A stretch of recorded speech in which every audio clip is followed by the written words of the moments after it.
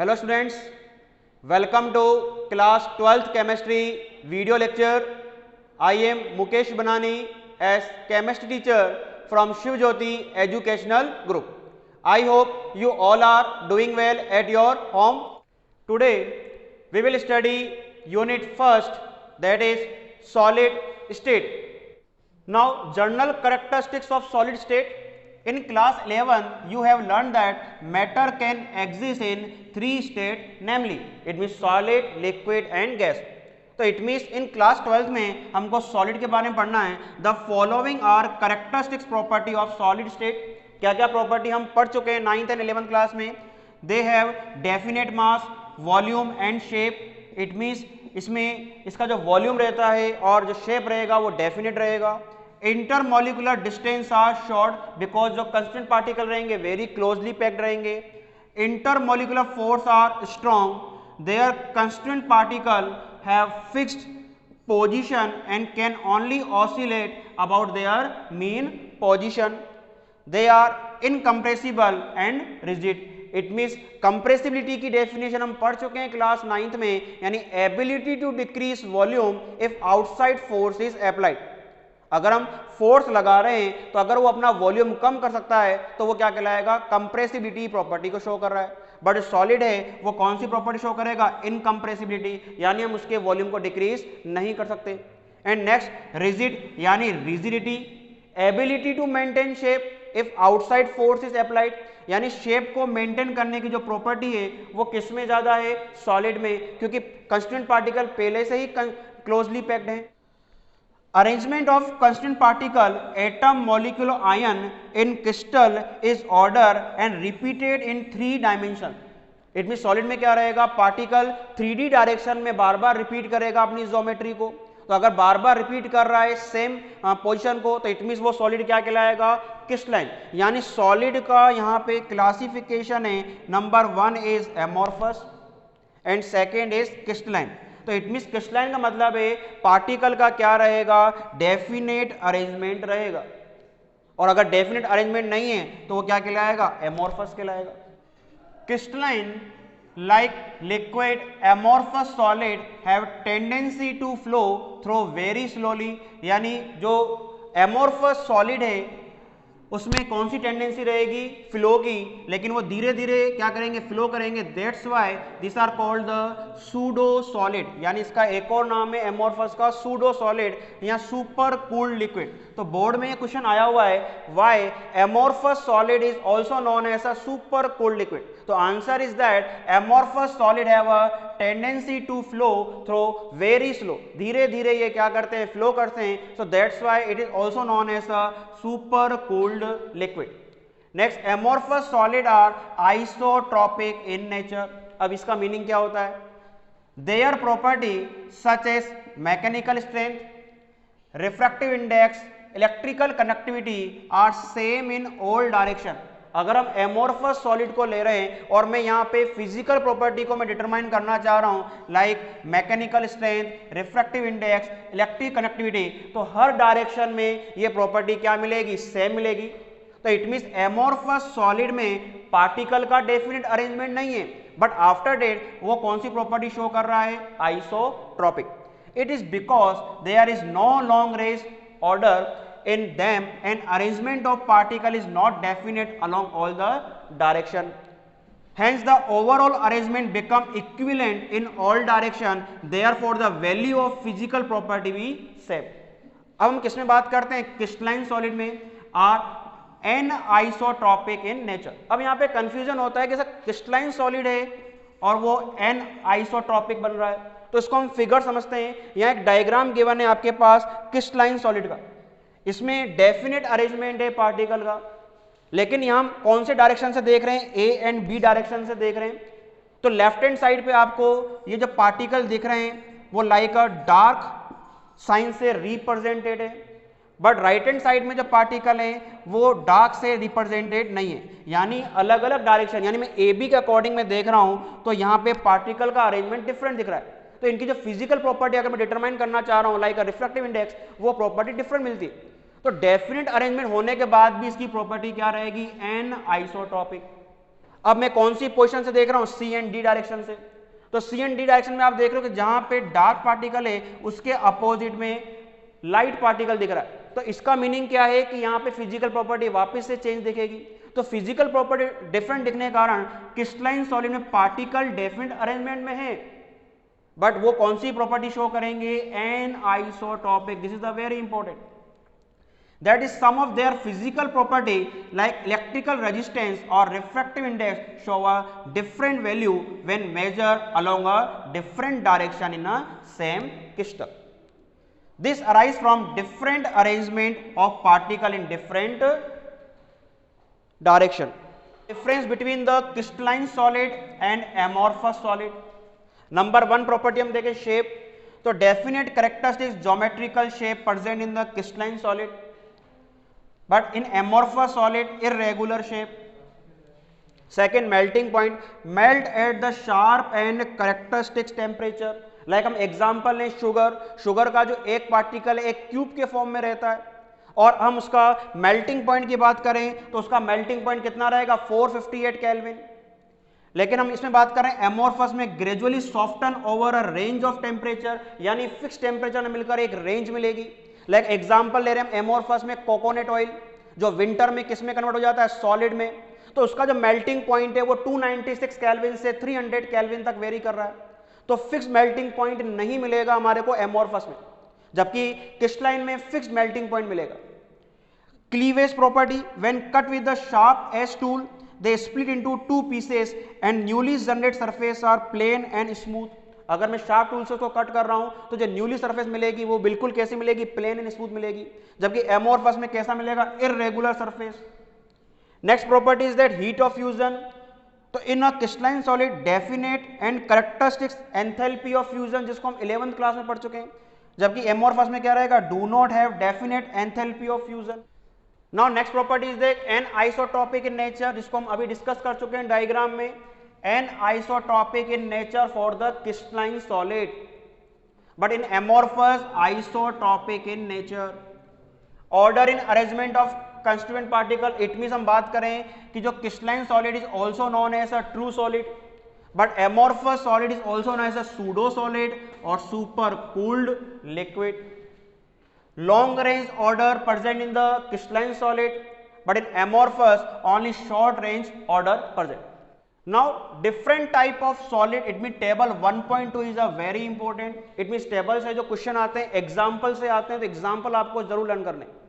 अब यहां जो टाइप ऑफ सॉलिड है, बेसिकली कौन से टाइप ऑफ सॉलिड की बात कर रहे हैं, क्रिस्टलाइन सॉलिड की हम बात कर रहे हैं। तो क्रिस्टलाइन सॉलिड का जो क्लासिफिकेशन है on the basis of inter particle forces, it means on the basis of inter particle attraction. We know very well कितने अट्रैक्शन फोर्स रहेंगे यहाँ पे गिवन है, dispersion, London forces, dipole dipole interaction and hydrogen bonding, जिसको हम class 11 में study कर चुके हैं। और बेसिकली इनको हमने एक टर्म बोला था, वांडरवाल फोर्सेस। नेक्स्ट है हमारे पास कोलम्बिक या इलेक्ट्रोस्टैटिक, जिसको हम आयनिक बॉन्ड भी कहते हैं। Number 3 metallic bond and number 4 covalent bond. तो इट मींस 4 बॉन्ड गिवन है, उसके बेसिस पे कंपाउंड में भी डिफरेंस है। इट मीन वांडरवाल फोर्स रहेंगे तो इट मीन उस सॉलिड को हम क्या कहेंगे, मॉलिक्यूलर सॉलिड। और अगर ionic bond, it means coulombic और इलेक्ट्रोस्टैटिक को हम क्या बोलते हैं, ionic bond. It means ionic bond present है तो it means solid is known as ionic solid. और अगर मेटालिक बॉन्ड प्रेजेंट है, this solid is known as metallic solid. And covalent bond present है तो this compound is known as a covalent solid. तो 4 तरह के हमको यहाँ पे सॉलिड की स्टडी करनी। अब यहाँ पे नंबर 1 देख रहे हैं molecular solid. Molecular solid is further divided non polar, polar, hydrogen bonded. इसका मीनिंग क्या है, इसमें कंस्टिट्यूएंट पार्टिकल कौन सा प्रेजेंट है, मॉलिक्यूल। और we know very well non polar का मतलब मॉलिक्यूल कौन सा होगा, नॉन पोलर ही होगा। पोलर सॉलिड में मॉलिक्यूल कौन सा होगा, polar, like H2O water. And hydrogen bond का मतलब क्या रहेगा, जिसमें कौन सा एलिमेंट प्रेजेंट होना चाहिए, fluorine, oxygen, nitrogen. It means hydrogen bond का फॉर्मेशन होना चाहिए। इट मीन एग्जाम में यहाँ पे आया हुआ है ड्राई आइस के बारे में। यहाँ जो CO2 है बेसिकली कौन सी स्टेट में है, सॉलिड स्टेट में है। तो सॉलिड CO2 को हम क्या कहते हैं, ड्राई आइस। तो एग्जाम में आया हुआ है ड्राई आइस में कौन सा बॉन्ड प्रेजेंट है, तो कौन सा बॉन्ड प्रेजेंट है, डिस्पर्जन, जिसको हम लंडन फोर्स भी कहते हैं। और ये किसका टाइप से, बेसिकली मॉलिक्यूलर सॉलिड का, यानी एग्जांपल देके आपको टाइप ऑफ क्रिस्टलाइन सॉलिड पूछा जाएगा। नेक्स्ट HCl, SO2, ये किसका एग्जांपल है, मॉलिक्यूलर सॉलिड का, बट मॉलिक्यूलर सॉलिड में भी किसका है, polar molecular solid. After that H2O, ice, also the example of a molecular solid. अब हम यहाँ बात करें फिजिकल नेचर की, तो यहाँ पे गिवन है सॉफ्ट, और जो ये हार्ड है, अगर हाइड्रोजन बॉन्ड प्रेजेंट हो जाएगा तो फिजिकल नेचर क्या हो जाएगी उसकी, हार्ड हो जाएगी। कनेक्टिविटी की बात करें, तीनों ही केस हैं, इंसुलेटर। मेल्टिंग पॉइंट बेसिकली क्या रहेगा, लो रहता है। तो ये हमने फर्स्ट जो क्रिस्टलाइन सॉलिड है, जो कि मॉलिक्यूलर सॉलिड हमने बोला है, उसके बारे में हमने यहाँ पे स्टडी किया है। सेकेंड, आयनिक सॉलिड में बात करें तो कंस्टिट्यूएंट पार्टिकल कौन से प्रेजेंट रहेंगे, ions. Name of the bond, ionic bond. Example is that NaCl, MgO, ZnS, CaF2। Physical nature hard but brittle nature. अब कनेक्टिविटी की बात करें, insulator in solid state but conductor in molten and aqueous solution. और we know very well ionic compound है, तो इसमें जो connectivity show करेगा वो कौन शो करेगा, बाय द आयंस, यानी आयंस ही इसमें क्या शो करते हैं, कनेक्टिविटी। मेल्टिंग पॉइंट क्या रहेगा इसमें, high. Number third, metallic solid, इसमें constant particle is positive ion in a sea of delocalised electron. It mean electron जो रहेंगे वो फ्री रहेंगे मूवमेंट के लिए, तो दैट्स व्हाई दिस सॉलिड को हम क्या कहेंगे, metal. It mean example iron, copper, silver, magnesium. Physical nature is hard but malleable and ductile. Conductor in solid as well as molten state, बस किसके हेल्प से करेंगे, बाय द इलेक्ट्रॉन, क्योंकि यहां पे इलेक्ट्रॉन जो है फ्री फॉर्म में है। और melting point is fairly high. Number 4, covalent या नेटवर्क सॉलिड, जिसको हम जाइंट मॉलिक्यूल या जाइंट सॉलिड भी कहते हैं। इसमें कंस्टिट्यूएंट पार्टिकल कौन से रहेंगे, एटम, और एटम भी कौन से रहेंगे, नॉन मेटेलिक। ये कोवेलेंट बॉन्ड किसके बीच बनता है, non metal and non metal. Bond का नेम कोवेलेंट बॉन्ड, जिसको हम रियल बॉन्ड भी कहते हैं। Example is quartz, SiC, carbon, it means diamond. Physical nature hard, connectivity insulator, melting point very high. अब यहाँ पे एक स्पेशल केस है जो बोर्ड में आया हुआ है, ग्रेफाइट। ग्रेफाइट की जो फिजिकल नेचर है, दिस इज द सॉफ्ट, और ये कनेक्टिविटी को शो करता है। बेसिकली हमने इसको 9-10 में पढ़ा है कि कार्बन बेसिकली नॉन मेटल है, लेकिन उसके बाद भी ये क्या करेगा, कनेक्टिविटी को शो करेगा। अब इसका जो मेल्टिंग पॉइंट रहेगा सिमिलर, वेरी हाई। तो इट मीन्स जो ग्रेफाइट है वो किसका एग्जांपल है, बेसिकली कोवेलेंट या नेटवर्क सॉलिड या जाइंट सॉलिड का। Next topic is crystals, lattice and unit cell. This is the very important topic. अब यहाँ पे एक वर्ड आ रहा है यहाँ पे, lattice point and crystal lattice. तो अगर हम यहाँ कंस्टेंट पार्टिकल की बात करें और कंस्टेंट पार्टिकल में वन डायमेंशनल में हम इसको अरेंज कर रहे हैं, तो कंस्टेंट पार्टिकल को अगर हम इस तरह से अरेंज करेंगे तो वो क्या कहलाएगा, इन वन डायरेक्शन में हम इसको अरेंज कर रहे हैं। लेकिन अगर हम इसको 2 डायमेंशनल में अरेंज करें, लाइक दिस, ये फिगर दिख भी रहा है, तो इट मीन्स ये जो कंस्टेंट पार्टिकल है उसको हम क्या कहेंगे, लैटिस पॉइंट। और ये किसका फॉर्मेशन करेगा, यहाँ पे क्रिस्टल लैटिस का। यानी क्रिस्टल लैटिस का मतलब है कंस्टेंट पार्टिकल एक डेफिनेट मैनर में अरेंज हो रहे हैं। तो कंस्टेंट पार्टिकल जिसको हमने लैटिस पॉइंट कहा है, अगर हम उसको डेफिनेट अरेंजमेंट में उसको अरेंज करते हैं तो वो किसका फॉर्मेशन करेंगे, क्रिस्टल लैटिस का। तो ये हमने किसमें स्टडी किया, 2 डायमेंशनल। और अब मैं इन पार्टिकल को अरेंज यानी ज्वाइंट कर देता हूं और मैं अब इसको 3D अरेंजमेंट में अरेंज करना चाहूं, तो ये एक किसका फॉर्मेशन करेंगे, क्यूब लाइक स्ट्रक्चर का, जिसको हम क्या कहेंगे, यूनिट सेल। तो इट मीन जो दोनों टर्म है उसको हमने फिगर में डिस्कस किया है। सबसे पहले कंस्टेंट पार्टिकल जिसको हम क्या कह रहे हैं, लैटिस पॉइंट, और उसको हमने डेफिनेट अरेंजमेंट में अरेंज कर दिया, तो this is known as a crystal lattice in 2 dimensional. और अगर मैं इसको 3 डायमेंशनल में अरेंज करूंगा तो इट मीन्स ये एक क्यूब का फॉर्मेशन करेंगे, जिसको हम क्या बोलेंगे, यूनिट सेल। तो जैसे कि हम जानते हैं कि क्यूब में कितने फेस होंगे, 6 होंगे। फेस का मतलब प्लेन। कॉर्नर कितने होंगे, 8। एजिस कितनी होंगी, 12। फेस डायगोनल कितने होंगे, 12। बोर्ड डायगोनल कितना होगा, 4। अब ये कैसे होगा, तो हम एक एक्टिविटी करके इसको समझते हैं। So this is the like cube है तो क्यूबॉइड, लेकिन इस चैप्टर को समझने के लिए हम एक क्यूब समझ लेते हैं ये। और हमने स्मॉल क्लास में देखा भी है कि क्यूब के कितने फेस होंगे, 1 2 3 4 5 एंड 6। तो टोटल 6 फेस प्रेजेंट होंगे क्यूब में। और फेस का मतलब क्या रहेगा, इसमें प्लेन रहेगा।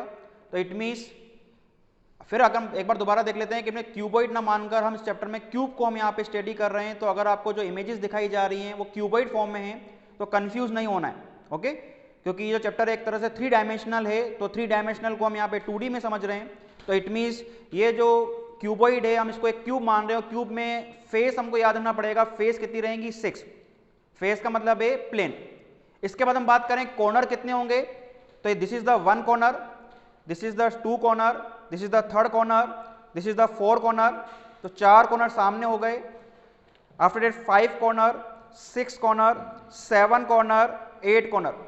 इट मीन्स इस क्यूब में कितने कॉर्नर प्रेजेंट है, टोटल 8। तो ये क्वांटिटी हमको लर्न करनी पड़ेगी, कितने कॉर्नर प्रेजेंट हैं और कितने फेस प्रेजेंट है। इसके बाद हम एजेस की बात करें, तो एजेस में आपको यहाँ दिख रहा है, this is the 1 edge, this is the 2nd edge, this is the 3rd edge, this is the 4 edge. यानी 4 एज आपको ऊपर दिख रही हैं और 4 ही एज आपको नीचे की तरफ दिखेंगी, 5 6 7 8। This is the edges, okay. तो ये 8 एज। उसके बाद after that 9 edge, 10 edge, after that 11 edge and 12 edge. तो क्यूब में एजेस की बात करें तो 12 एजेस हो गए, जिसको हम प्रीवियस क्लास में पढ़ चुके हैं। तो इट मीन हम एक क्यूब को देख रहे हैं और क्यूब में हमने अभी देखा फेस कितनी थी, 6, कॉर्नर 8, एजेस 12। अब यहाँ पे एक और टर्म यूज होगी, face diagonal. It mean face कौन सा है, ये प्लेन है। टोटल फेस हमने यहाँ पे काउंट किए 6 प्लेन है, यानी 6 फेसेस हैं। तो जो डायगोनल होगा वो लाइक दिस, इस तरह से होगा, ठीक है। इस कॉर्नर को मैं इस कॉर्नर से मैच करूंगा like this, this is the 1 diagonal, ये फेस डायगोनल कहलाएगा। और इस कॉर्नर को मैं इस कॉर्नर से ज्वाइंट करूंगा, यानी 2nd फेस डायगोनल। तो हर फेस पे 2 फेस डायगोनल हैं, टोटल फेस डायगोनल 6 हैं, तो टोटल कितने हो जाएंगे, 12। तो इट मीन्स ये टर्मिनोलॉजी भी हमको याद रखनी पड़ेगी कि फेस डायगोनल कितने प्रेजेंट है। तो सपोज करो मैंने ये फेस ले लिया, तो इस फेस का डायगोनल कैसा कहलाएगा, लाइक दिस। इस कॉर्नर को हम इससे मिला देंगे, 1 face diagonal, after that 2nd face diagonal. इस तरह से हम हर फेस का फेस डायगोनल कैलकुलेट करेंगे। टोटल फेसेस 6 हैं, पर फेस पे 2 फेस डायगोनल है, यानी 2 × 6 12। अब एक और इंपॉर्टेंट टर्म है इसमें, बॉडी डायगोनल। तो इस बॉक्स को मैं ओपन कर लेता हूं। बॉडी डायगोनल में हम यहां देख रहे हैं, एक कॉर्नर जो है, ये जो स्टिक है, इसको मैं एक कॉर्नर पे लगा रहा हूं और 2nd कॉर्नर आपको ये दिख रहा है ऊपर। यानी एक जो कॉर्नर है वो हमने बॉटम का लिया है और एक जो कॉर्नर है हमने टॉप का लिया है। तो ये जो आपको स्टिक दिख रही है, ये स्टिक किसको रिप्रेजेंट कर रही है, बॉडी डायगोनल को। तो this is the 1 body diagonal. अब 2nd की ओर मूव करें लाइक दिस, ये जो पॉइंट है इसको हम बॉटम में फिक्स कर रहे हैं और ये अपर वाला अपर कॉर्नर में, तो ये 2nd बॉडी डायगोनल कहलाएगा। आफ्टर सिमिलरली वे अब इस तरह रोटेट कर रहे हैं हम एंटी क्लॉकवाइज में, बॉटम में एक एज और ऊपर वाला 2nd जो रहेगा ऊपर वाले कॉर्नर में फिट करेंगे, यानी 3rd बॉडी डायगोनल और उसके बाद ये 4th बॉडी डायगोनल। अगर मैं वापस इसको लेफ्ट हैंड साइड मूव कर रहा हूं तो ये वापस फर्स्ट वाला बॉडी डायगोनल मिल रहा है। तो यानी टोटल हम बात करें बॉडी डायगोनल कितने प्रेजेंट रहेंगे, 4। तो यहाँ पे हमने 5 टर्म देखी है, जिसको मैं वापस रिकॉल कर रहा हूँ। टोटल फेस जिसको हम प्लेन कह रहे हैं क्यूब में, ये इमेज आपको क्यूबॉइड लग रही है, कंफ्यूज नहीं होना है, क्योंकि ये जो चैप्टर है 3 डायमेंशनल है और इस क्यूबॉइड को हम क्यूब कह रहे हैं। क्यूब की स्टडी करनी है हमारे को। तो इट मीन्स इस क्यूब में टोटल फेसेस यानी प्लेन कितने हैं, 6, कॉर्नर 8, काउंट हमने अभी कर ही लिया, एजेस 12, फेस डायगोनल 12। कैसे कैलकुलेट किया हमने, हर फेस पे 2 डायगोनल फिट किए हैं इस तरह से, 1 और 2। टोटल फेसेस हैं 6, तो 6 × 2 12 और बॉडी डायगोनल हमने कितना देखा, 4 देखा, ओके। जैसा कि अभी हमने देखा कि कंस्टेंट पार्टिकल को हम 3D अरेंज में इसको अरेंज करते हैं तो एक स्मॉल यूनिट का, स्मॉल पोर्शन का फॉर्मेशन होता है जिसको हम यूनिट सेल कहते हैं। और इसी यूनिट सेल को मैं बार बार रिपीट करूंगा 3 डायमेंशनल में, जिसको हम क्या कहेंगे, क्रिस्टल लैटिस कहेंगे। अब यूनिट सेल के क्या कैरेक्टरिस्टिक्स हैं, it's dimensional along the three axes small a, small b and small c, this axis may और may not be mutually perpendicular, यानी इट मीन एजिस को हम किससे डिफाइन करेंगे, small a, small b and small c, जिसको आप picture में भी देख सकते हैं। Number second, angle between the axis alpha किसके बीच में रहेगा, बी एंड सी, जिसको हम सिंपल वर्ड में बोले कि ए के जस्ट सामने कौन सा एंगल दिखेगा, अल्फा, बी के जस्ट सामने कौन सा एंगल दिखेगा, बीटा, एंड सी के जस्ट सामने की हम बात करें कौन सा एंगल रहेगा, गामा। तो इट मीन एजिस के जस्ट सामने वाले एंगल की बात करें, जैसे हम अल्फा बोल रहे हैं तो ए के जस्ट सामने अल्फा है, यानी किसके बीच में रहेगा, बी एंड सी एजिस के बीच में रहेगा। बीटा यानी बी के जस्ट सामने, यानी कौन सी एजिस के सामने रहेगा, A and C, and gamma किसके सामने, जस्ट सी एजिस के जस्ट सामने वाला एंगल गामा, तो सी के जस्ट सामने, तो रिमेनिंग एजिस कौन सी बची, A and B. Thus, a unit cell is the characterized by the 6 parameter. Starting 3 is the length parameter, small a, small b and small c, and last 3 is the angle parameter, alpha, beta and gamma. Now अभी हमने unit cell के बारे में पढ़ा, अब हम यहाँ पे क्या देखते हैं, types of unit cell, it means primitive and centred unit cell. तो number 1 is that primitive unit cell. इसका मीनिंग क्या है, क्या डेफिनेशन है, When a constant particle are arranged only on the corner, अगर पार्टिकल केवल कॉर्नर पे present है क्यूब के, तो this unit cell is known as the primitive unit cell, जिसको शॉर्ट में हम क्या बोलते हैं, PUC. PUC means primitive unit cell. It में पार्टिकल कहां प्रेजेंट रहेंगे, क्यूब के कॉर्नर पे। नेक्स्ट, सेंटर यूनिट सेल की हम बात करें, When a unit cell contain one or more constant particle present at position other than corner, अगर पार्टिकल कॉर्नर की जगह और पोजीशन पे ही प्रेजेंट है तो this unit cell known as the center unit cell. Okay, अब ये जो सेंटर यूनिट सेल है इसको हमने फर्दर क्लासिफाइड कर रखा है 3 टाइप्स में। Number 1 is this body center unit cell, जिसको हम बीसीसी कहते हैं। What is the meaning of BCC, body center unit cell. Such a unit cell contain one constant particle at its body center besides one that are on a corner, corner की जगह एक particle बिल्कुल mid में भी रहेगा, तो ऐसी unit को हम क्या कहेंगे, BCC. Next is face center unit cell, जिसको हम एफसीसी से नोट करेंगे, एफसीसी। इसका मीनिंग क्या रहेगा, such a unit cell contain one constant particle present at the centre of each face beside the ones that at the corner, यानी corner की जगह अब जितने भी फेसेस हैं, we know very well cube में कितने फेस रहते हैं, 6, तो हर फेस के सेंटर पे भी हम पार्टिकल को रख देंगे, तो this unit cell is known as FCC. Next is that end center unit cell, जिसको हम क्या कहते हैं, ईसीसी।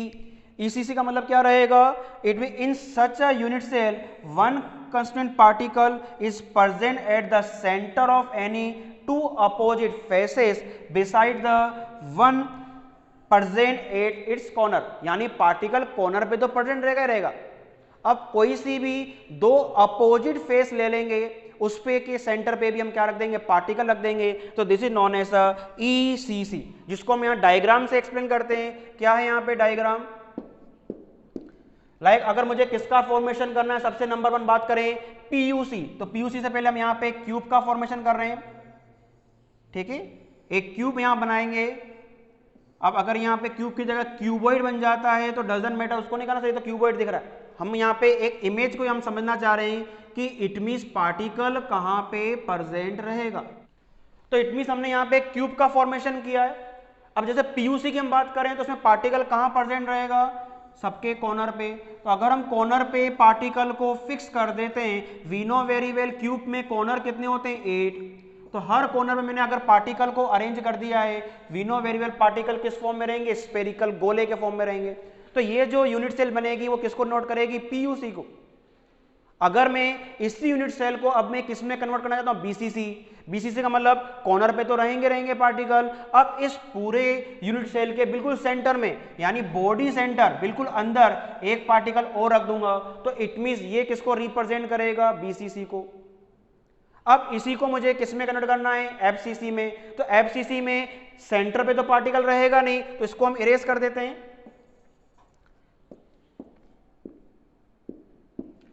अब एफसीसी में कॉर्नर की जगह हम कहाँ रखेंगे, हर फेस के सेंटर में। अब फेस कितने होते हैं क्यूब में, 6, तो सपोज करो राइट हैंड साइड पे जो फेस है उसके सेंटर पे एक पार्टिकल, लेफ्ट हैंड साइड पे जो फेस है उसके सेंटर में पार्टिकल, अप हैंड साइड पे जो फेस है उसके सेंटर में पार्टिकल रख देंगे, एंड बॉटम में जो फेस है उसके सेंटर में पार्टिकल। एक फेस आगे की ओर रहेगी और एक फेस पीछे की ओर रहेगा। तो इस तरह से अगर हम हर फेस के सेंटर पे पार्टिकल को अरेंज कर देते हैं कॉर्नर के साथ में, तो ये किसको डिटरमाइन करेगा, एफसीसी। ओके, अब ईसीसी में क्या होगा, कॉर्नर पे तो पार्टिकल प्रेजेंट रहेंगे ही सही, उसके अलावा किसी भी अपोजिट फेस के सेंटर में पार्टिकल रखना है। सपोज करो मैंने राइट हैंड साइड के फेस के सेंटर में पार्टिकल रख दिया, तो इसके अपोजिट फेस कौन सी होगी, लेफ्ट हैंड साइड, तो ये किसको रिप्रेजेंट करेगा, ईसीसी को। अगर मैं राइट हैंड साइड नहीं रखना चाहता हूं, मैं कहां पे रखना चाहता हूं, अप हैंड साइड पे, तो अप हैंड साइड पार्टिकल रखूंगा, तो उसके जस्ट अपोजिट में कौन सा पार्टिकल रखना पड़ेगा, बॉटम में। तो फिर राइट एंड लेफ्ट वाले को हम इरेज कर देंगे, तो इट मींस ये भी कौन सा कहलाएगा, ईसीसी। अब हमने राइट एंड लेफ्ट देख लिया, अप एंड डाउन देख लिया, अब फ्रंट और बैक भी देख लेते हैं। अगर मैं पार्टिकल फ्रंट में रख देता हूं, फ्रंट के फेस के सेंटर में रख दूंगा, तो इसका अपोजिट फेस कौन सा होगा, बैक में, बैक के फेस के सेंटर में रख देंगे। तो जो अप एंड डाउन वाले उसको हम इरेज कर देंगे, तो इट मींस ये भी किसको रिप्रेजेंट करेगा, ईसीसी। तो ईसीसी में यहां पे 3 यूनिट सेल बन रही है कि आप पार्टिकल में जो अपोजिट फेस है वो कौन सा ले रहे हो, आप राइट एंड लेफ्ट वाला फेस ले रहे हो, अप एंड डाउन वाला ले रहे हो, यहां फ्रंट एंड बैक वाला ले रहे हो। तो इट मींस ये यूनिट सेल किसको रिप्रेजेंट करेगी, ईसीसी। यानी कॉर्नर के साथ साथ कोई सी भी 2 अपोजिट फेस के सेंटर पे पार्टिकल को रखना है।